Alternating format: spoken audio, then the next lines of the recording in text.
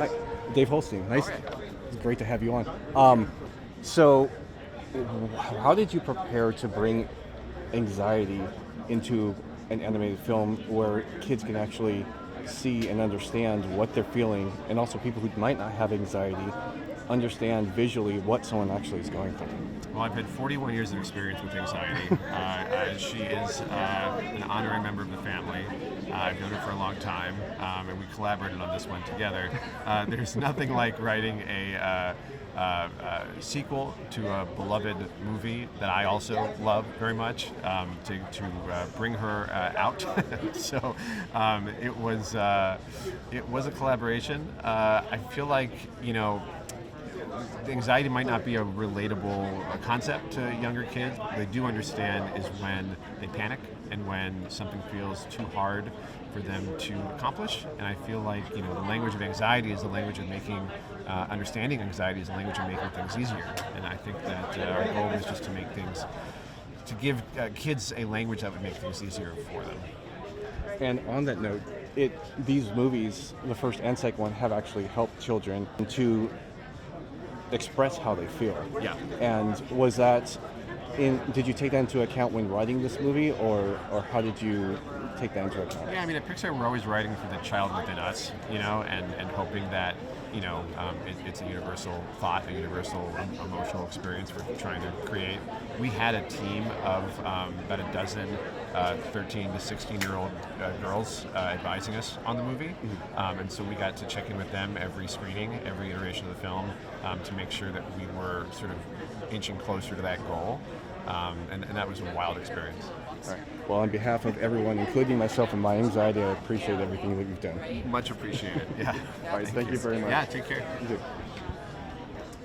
See Man, you as well. Finally get to see you in the flesh. What do you mean, man? I've been watching you on The Boys all this time, and Okay, it's just sweet. been great watching your art going from like the 7 into like you're turning into a hero, and it's been amazing. How are you feeling about that arc and how your journey with it so far? I'm just grateful that we made it this far to even reach this point of the arc. As being on The Boys, you just never know. Your head's on the chopping block every turn of the way, and the way that we shoot, we sort of get scripts as we're filming, so you never really know. And he just started off as such a bad person with so many enemies. I never expected him to be able to even see this turn. So to even be here is a huge blessing. I love the fact that they've taken the time to sort of give him an honest turn, you know what I mean? Like, it just wasn't rushed. They didn't force a storyline just for the sake of it. We watched moments take place in real time with A-Train to sort of help influence his decision to now become, as you say, like, a good guy or just to turn himself around. And I just appreciate the fact that they've taken the time to let it happen. Yeah, and then also I feel like it's kind of been embedded in him the entire time, where he always had like family and other things that he considered. Yeah. And do you bring anything of yourself to that on the table as well? Not to A-Train specifically in that way, but as far as the family dynamic and sort of doing it for the people that matter the most to you, absolutely. That's really what gets us through these long hours. And, we're doing 16 to 18 hours in Toronto in the wintertime and in the mud. It's bananas, but I think about how happy it makes the people around me to just sort of see us excelling in this way and portraying these characters and telling these stories, and it just makes it all worth it. The sleepless nights, the countless hours, the hypothermia, whatever it is. It all we do it for them. If you can choose a speed contest between A-Train and anyone that has speed, what would your prime target be? Oh, my prime target? My prime target? The Flash would be my prime target because, like, that's what the people want. You know what I mean? Give the people what they want. But there's tons, like Silver Surfer, I feel like would also be a cool matchup. If we're not talking fantasy, then maybe Noah Lyles would be cool to sort of see lined up against A-Train. Not that I'm challenging him because he's clearly faster than me, but I think it'd be fun. What about Speedy Gonzalez? Ooh, Speedy Gonzalez would be, but see, Speedy Gonzalez is quick in like short increments. I don't know if he could circle the world the way that A-Train could. All right, but I fair do enough. like Speedy's energy though. All right. Well, I loved everything that you've done. Thank you for Thank everything. you. And it's an honor to meet you. I appreciate it. Yeah, it's nice to meet you as well. Thank you. Okay. Yeah. Nice to meet you. Nathaniel with Rachel. Temple of Geek. Nice to meet you. So how are you feeling about the Saturn Awards today? I'm very, very excited. This is, I think, my third year. Oh, really? I'm back, yeah. What is, as far as all of sci-fi, what is one thing that you are a fan of? What's your fandom? I'm definitely a Star Wars girly, for sure.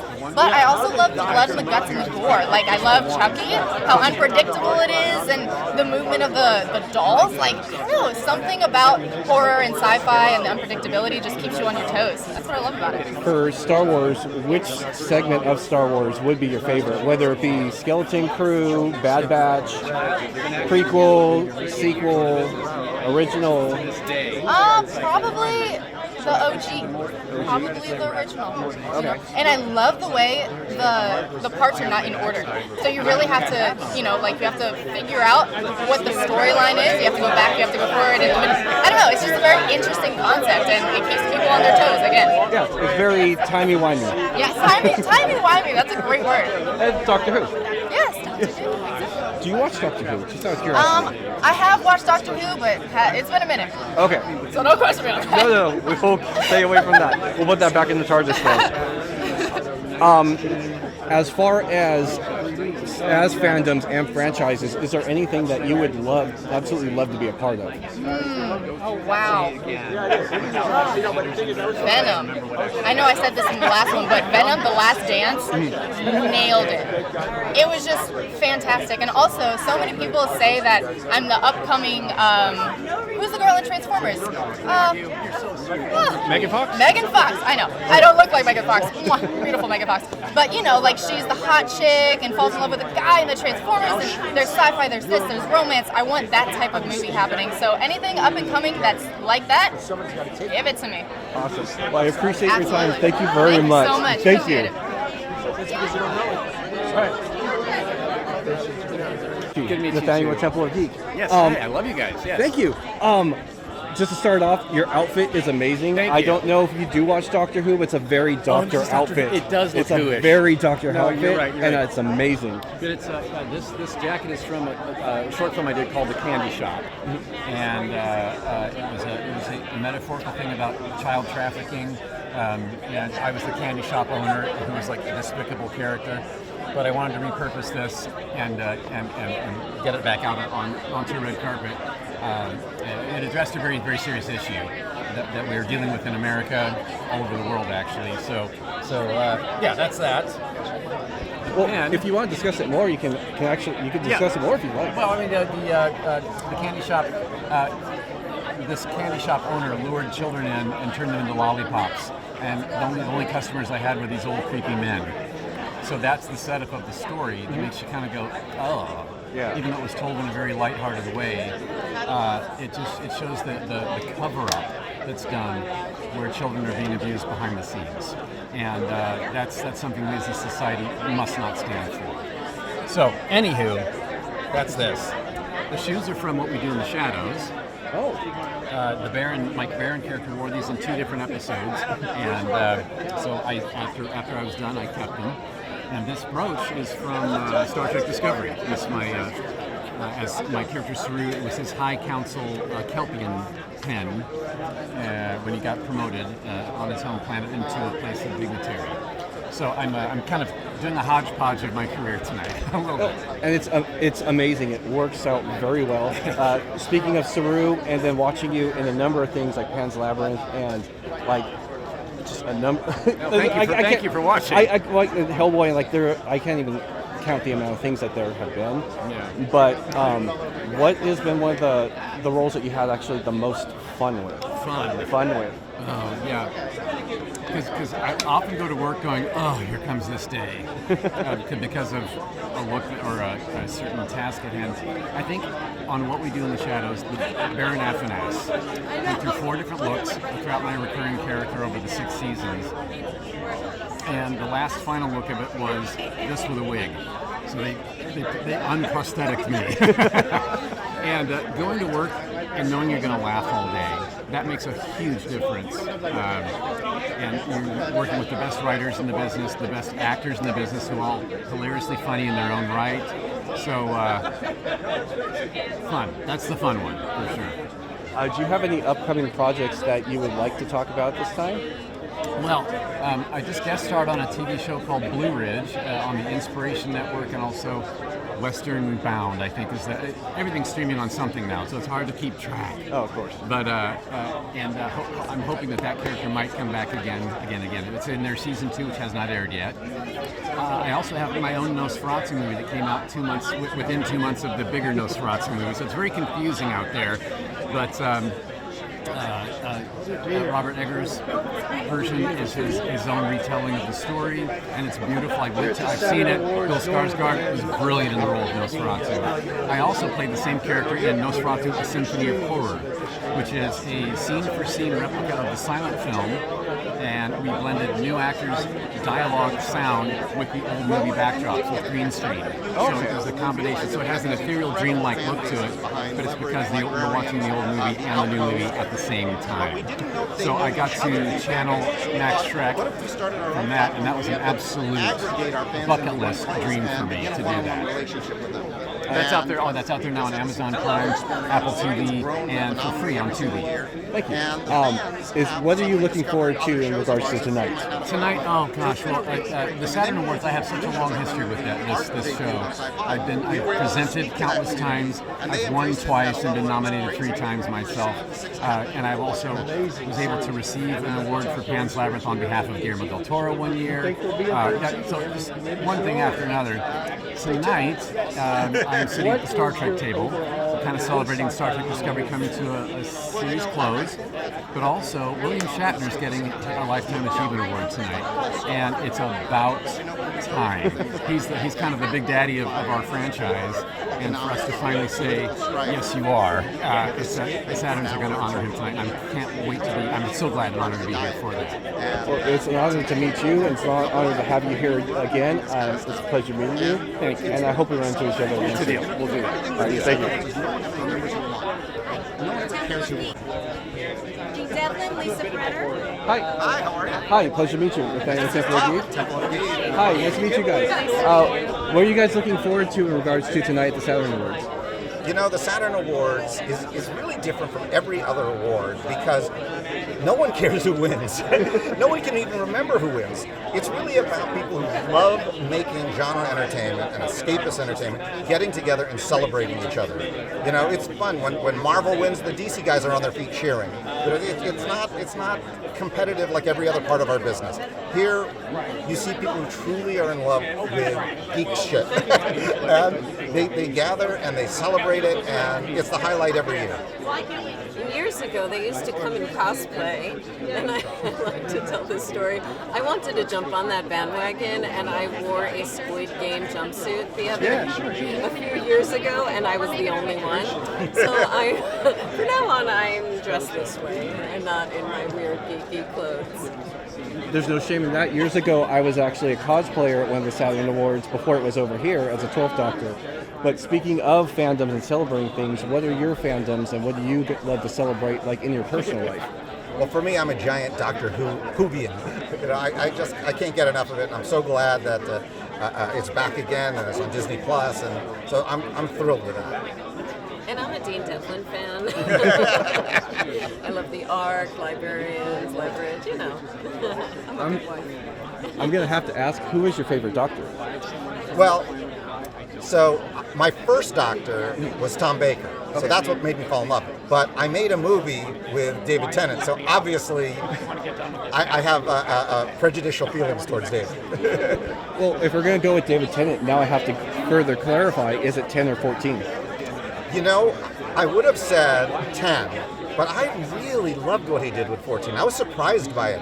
And the funny thing is, you know, I had no idea, and he hadn't told me.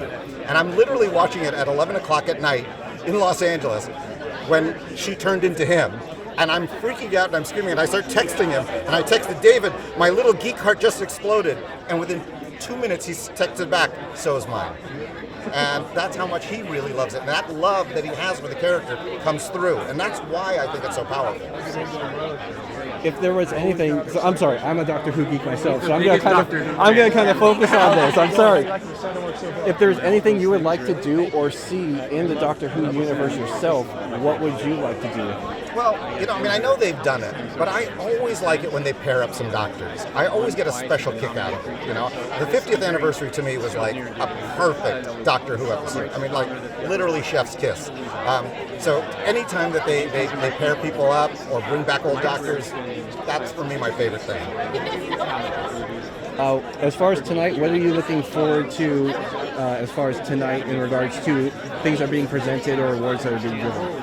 Well, there's so many fun things happening tonight, but I think William Shatner getting that special award is going to be incredible. My mom was on the original Star Trek. She was in the Wolf in the Fold episode. And I actually, when I was an actor, worked with William on a movie of the week called North Beach and Rawhide. So I have a lot of love for this man, and to see him get this award tonight is going to be very special. Well, I appreciate both of you guys. I appreciate your time.